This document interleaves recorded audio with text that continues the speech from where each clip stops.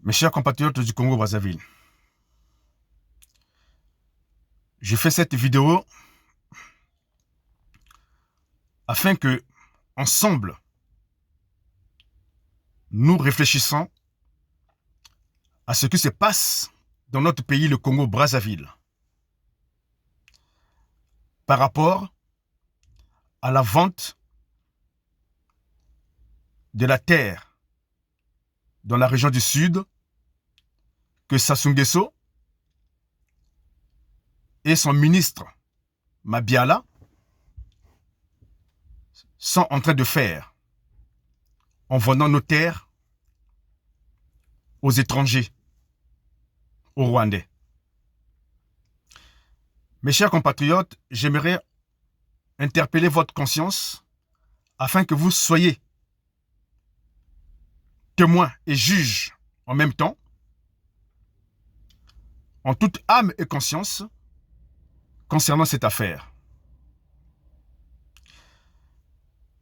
Mes chers compatriotes, il faut qu'il y ait des gens qui parlent. Lorsque les choses ne vont pas, il faut qu'il y ait des gens qui parlent. Parce que ne pas parler viendra à dire que qui ne dit mot consent. Il y a des choses qu'on ne doit pas accepter dans la vie, en tant qu'homme. Bien qu'au Congo, aujourd'hui, la liberté d'expression est muselée, dès que les gens essaient de s'exprimer, on envoie des milices pour venir les appréhender et les faire taire dans les geôles. Soit on les tue, soit on les torture. Pour que justement, cette liberté d'expression soit muselée. Mais quelle que soit la manière employée pour exclure la liberté d'expression des gens, nous sommes des êtres pensants, nous n'en penserons pas moins. Donc c'est pour cela qu'aujourd'hui, moi, j'aimerais attirer votre attention à interpeller vos consciences afin d'en délibérer par rapport à cette situation de la vente des terres dans la région du Sud qui appartient au Bas-Congo. Mes chers compatriotes, on n'ignore pas qu'au Congo, nous avons des réalités selon nos patrimoines, régis par nos coutumes, nos us et coutumes et nos traditions qui appartiennent à nos ethnies. Et c'est ça qui nous régisse au Congo. Nous savons que ce soit les Bateke, les Bagangulu, les Bangongolo, les Makwa, les Likwala, les Mboshi, etc., etc., chacun réside sur son territoire qui est son patrimoine, laissé par ses ancêtres. Dans la région du Sud, qui est une grande région, la plupart qui habitent cette région, comme vous le savez, ce sont les Bas-Congo. Les Bas-Congo sont issus du royaume Congo, dont la capitale était Mbanza-Congo. Après la dislocation de ce royaume, toutes ces ethnies, que ce soit les Babembe, les Bagangulu, les Vili, les Lari, les Congo, les Bapunu, les Dondo, les Bagangala, les Batsangi, les Bakuni, toutes ces ethnies, après la dislocation du royaume Congo, se sont réparties dans la région du Sud. Certains sont allés en RDC, si bien que vous trouverez les mêmes connotations dialectiques de la langue Congo réparties sur ces territoires de la RDC. C'est le même peuple. Mes chers compatriotes, et nous savons que chaque ethnie a son territoire. Alors, de ce fait, je vous interpelle, mes chers compatriotes, sans contredit et sans parti pris. Pouvez-vous normal qu'un Vili aille dans le nord pour aller vendre, quel que soit son pouvoir, les terres qui appartiennent aux Makwa? Vous les Makwa, vous allez le laisser tranquille? Vendre ces terres-là aux étrangers? Vous trouvez normal qu'un Lari aille sur le territoire d'Mboshi pour aller vendre la terre appartenant au Mboshi? Vous allez le laisser tranquille? Est-ce que vous trouvez normal que Sassou Nguesso, qui est nordiste, aille vendre la terre appartenant au Bas-Congo aux étrangers, en l'occurrence au Rwanda, à la nation rwandaise?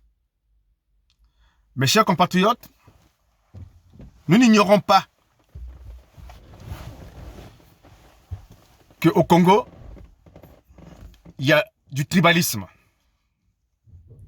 Et cela n'est que le reflet justement de ce tribalisme qui se met en exergue pour de telles actions.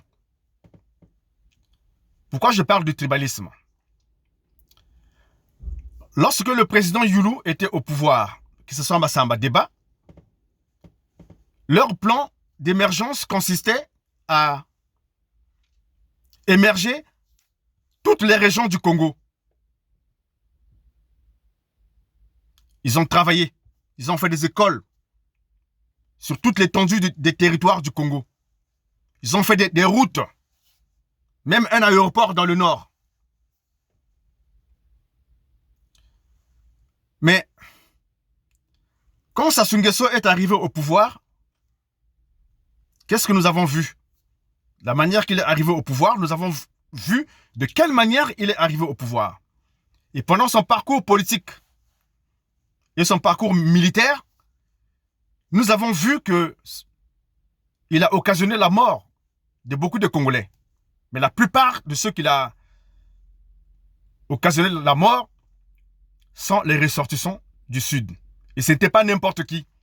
C'était des cadres, des gens pouvant relever le Congo même dans sa globalité. Mais y compris leur région, comme on dit, la charité bien ordonnée, commence par soi-même. Mais tous ces cadres-là, Sassou Nguesso les a tués. En commençant par le président Youlou, c'est lui aussi qui était dans le coup de ceux qui l'ont destitué. Après Massamba Deba, c'est lui aussi qui l'a tué. Après Milongo, c'est lui aussi qui l'a tué. Beaucoup de crimes que Sassou Nguesso a commis, jusque dans l'armée, dont il a tué des cadres de l'armée. Des Mouzabakani, hein? Pas mal de cadres de l'armée que Sassou Nguesso a écartés, même dans les administrations. Et cela, dans quel but? Dans le but justement de se rendre maître du Congo. Depuis qu'il a pris l'armée, il est devenu général de l'armée. Nous avons vu de son grade qu'est-ce qu'il a occasionné au Congo. Dans quelle direction il a entraîné l'armée congolaise, qui n'est plus devenue une armée effective congolaise, mais dont la plupart des ressortissants qui sont des soldats et militaires et des gradés, des hauts gradés, sont natifs du Nord. Et de ces faits, nous avons vu ce que cette armée-là a produit. C'est-à-dire la mort des Congolais. Alors qu'une armée est censée sécuriser le pays. Une armée est censée garder les frontières contre les intrusions des autres nations contre notre pays. Mais cette armée congolaise, les armes qui ont été commandées à l'étranger, n'ont servi que à tuer même les natifs de ce pays. Et d'où nous avons vu Sassou Nguesso a été faire alliance avec les Angolais, avec les Rwandais, les Centrafricains et bien d'autres ressortissants étrangers pour venir formater le génocide dans la région du Sud, chez les Bas-Congo.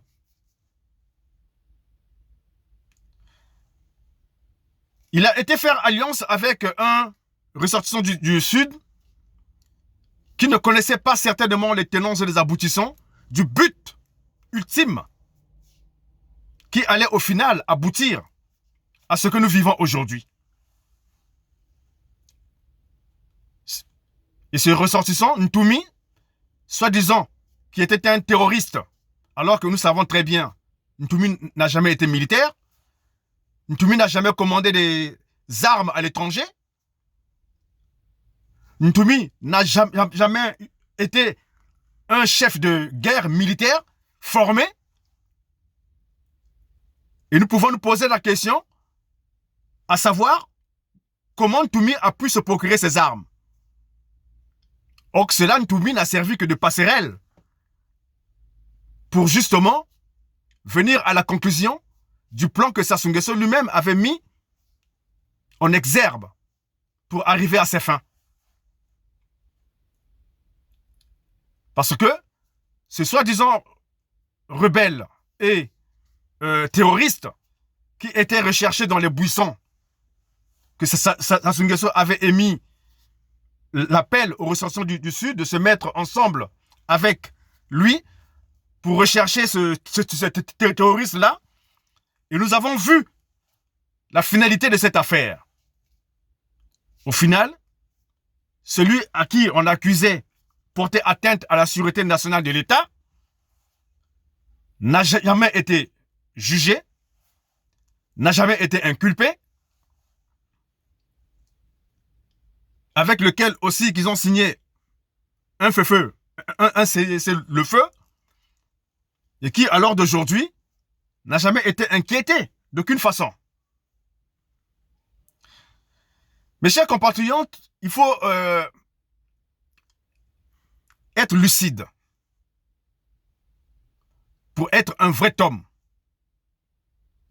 La lucidité nous impose à comprendre que, au final, tout ce qui s'est passé dans la région du Sud n'a été que l'exécution d'un plan laborieusement établi, que eux-mêmes ils ont surnommé Mouebara, qui consistait à aller s'aimer la désolation et la mort par tribalisme dans la région du Sud. Au vu de tous les éléments que je viens de vous énumérer, les cadres du Sud tués, même dans l'armée, épurés, écartés. Aujourd'hui, le Sud se voit sans recours,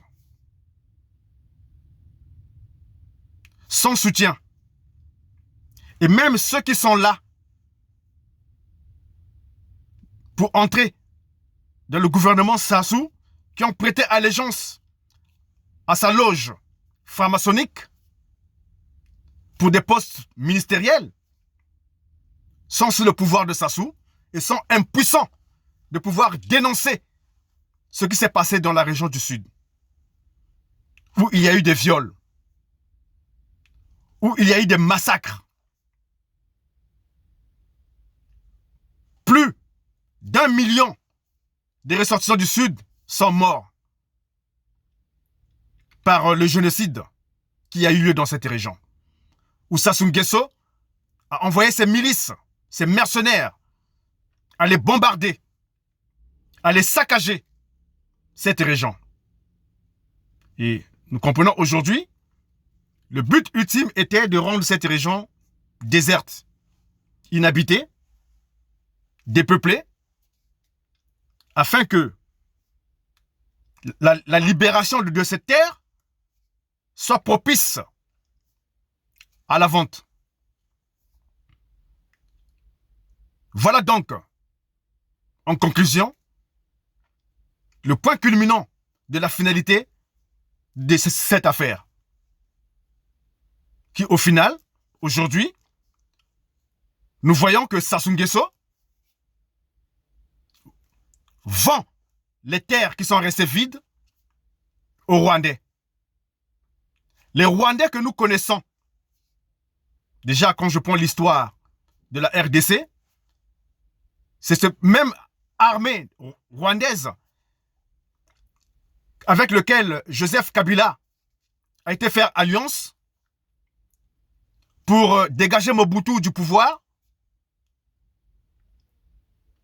a fait des accords avec cette armée pour justement leur donner comme deal la région de Kivu et de Boma qui regorge des richesses de la RDC. Et quand celui-ci n'a pas honoré cette promesse, nous avons vu ce que les Rwandais ont fait à Joseph Kabila. Il a été mis à mort. Et après, pour s'octroyer cette région, nous avons vu ce que les Rwandais ont fait aux ressortissants de Boma et de Kivu. Ils ont génocidé plus de 7000 de nos compatriotes de la RDC. Plus de 7000 de nos compatriotes ont trouvé la mort. Et là, encore aujourd'hui, Sassou Nguesso, le deal qu'il a fait avec eux, de venir génocider notre peuple dans le sud, en l'occurrence les Bakongo. Et voilà donc comme récompense, il leur donne, il leur vend la terre des Bakongo, qui appartiennent au patrimoine des Bakongo. Et nous savons très bien, les Rwandais, de quel esprit sont-ils animés? Ce ne sont pas un peuple tendre. De la même manière qu'ils ont fait à nos frères de la RDC, c'est de la même manière qu'ils vont se comporter avec quelques ressortissants du Sud qu'ils vont trouver sur le territoire. Les Rwandais sont plus nombreux que les Congolais. Et au fur et à mesure, ils vont s'étendre. Quand ils vont s'étendre, finalement, on n'aura plus de droit de cité. Soit ils vont tous nous tuer, soit on serait obligé de quitter le Congo parce qu'on ne sait pas comment ils vont se comporter sur notre territoire. Et de ce fait, mes chers compatriotes, je viens condamner cette action de vente. Je le condamne férocement et fermement. Car c'est du vol, c'est de l'usurpation. C'est pour cela, je viens encourager les ressortissants du Sud d'adhérer à la scission de ce pays, à la division de ce pays, que les nordistes restent dans le nord. Parce que nous voyons que le vivre ensemble n'est plus possible. Là, la ligne rouge a été franchie. Jusqu'à nous délocaliser de notre patrimoine, à nous déposséder, à vendre notre patrimoine, à nous mettre en péril, à nous mettre en danger, à faire de nous des vagabonds. Nous sommes touchés par notre dignité, dans notre dignité. Nous sommes touchés. Et c'est pour cela, je viens lancer un appel à tous les ressortissants du Sud de rentrer dans le projet de l'Union du Sud, Congo. À aller sur Google, télécharger la pétition en vue de signer cette pétition pour la scission de ce pays. Afin que les nordistes restent dans le nord et que nous aussi, nous restons chez nous, dans le sud. Parce que, pour les nordistes, ils n'ont jamais parlé à Sassou Nguesso. Ils ne l'ont jamais conseillé pour toutes les actions, les exactions qu'il a commises contre les Bakongo. Ils se sont tous tus, alors qu'il n'est du mot consent. Donc ça veut dire que vous êtes tous complices, parce que vous ne parlez pas à Sassou Nguesso.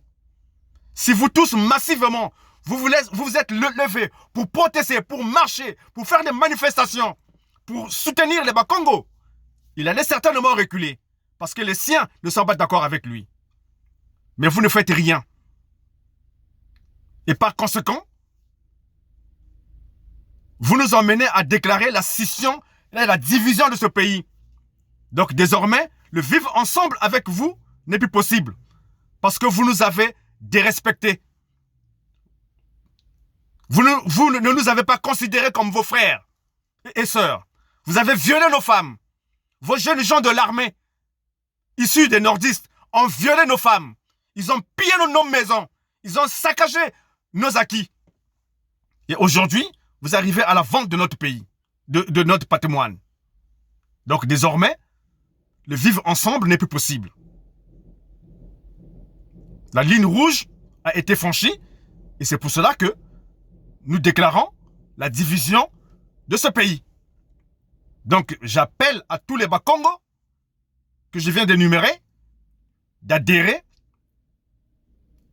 pour la signature de cette pétition que nos frères du Sud Congo ont mis en ligne. Signer cette pétition afin que nous ayons plus de 5000 voix pour que nous ayons notre propre pays pour lequel nous allons créer la République fédérale du Sud Congo, où nous-mêmes nous allons nous prendre en main. Parce que si le Nord est en train de se développer aujourd'hui, ce n'est pas par la richesse du Nord, mais c'est par nos richesses, que ce soit le pétrole, que ce soit le bois qu'ils coupent à grande outrance, qu'ils vendent à l'étranger, dont les richesses ne nous profitent pas. Et que ces richesses ne servent que à l'émergence dans le Nord. Chez nous, dans le Sud, aucun travaux de réhabilitation n'a été entamé. Rien. Tout est resté fixé dans le temps colonial. Toutes les infrastructures que les Massamba Deba et Yulu ont construites se sont dégradées et n'ont jamais été réhabilitées.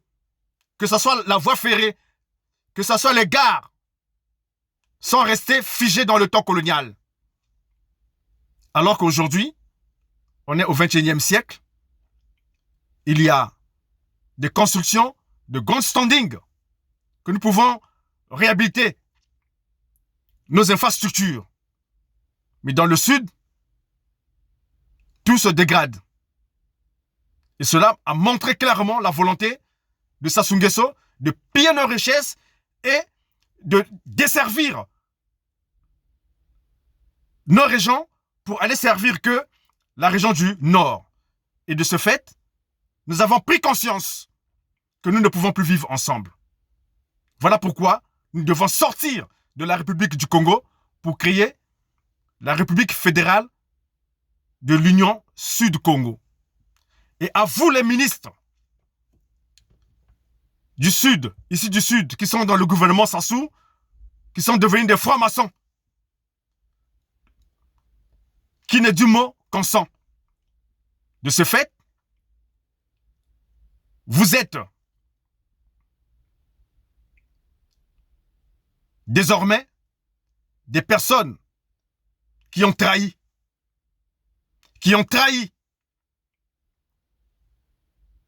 Parce que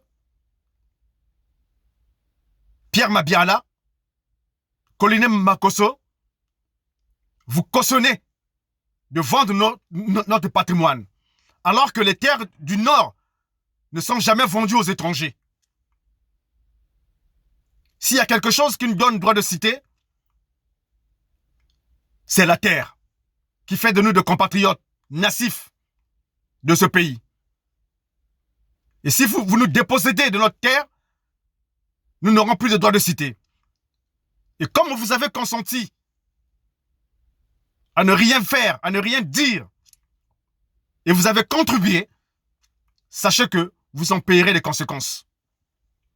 Vous et famille, vous et vos familles, vous en payerez les conséquences. Parce que pour nous, vous êtes devenus des complices. Des complices. Sachant que notre sang a lourdement payé. Et même nos victimes survivants n'ont jamais été indemnisés. Il n'y a eu aucun procès qui a été formaté. Donc tout ce que nous avons subi dans le Sud, c'est peine perdue. Une souffrance gratuite. Donc voilà, en conclusion, je vais m'arrêter là en vous disant, mes chers compatriotes du Sud, de signer la pétition. Vous allez sur Internet, sur Google, vous tapez pétition Union Sud-Congo. Vous signez cette pétition-là afin que nous sortions de la République du Congo, qui est sous le pouvoir militaire et dictatorial de Sassou Nguesso, qui se croit tout permis parce qu'il a des armes avec lui, il a des mercenaires avec lui, il se croit tout puissant, jusqu'à aller nous déposséder de nos terres. Mais ça ne se fera pas. Ça ne se fera pas. Donc sur ce, je m'arrête là. Merci de m'avoir prêté attention. Trop c'est trop.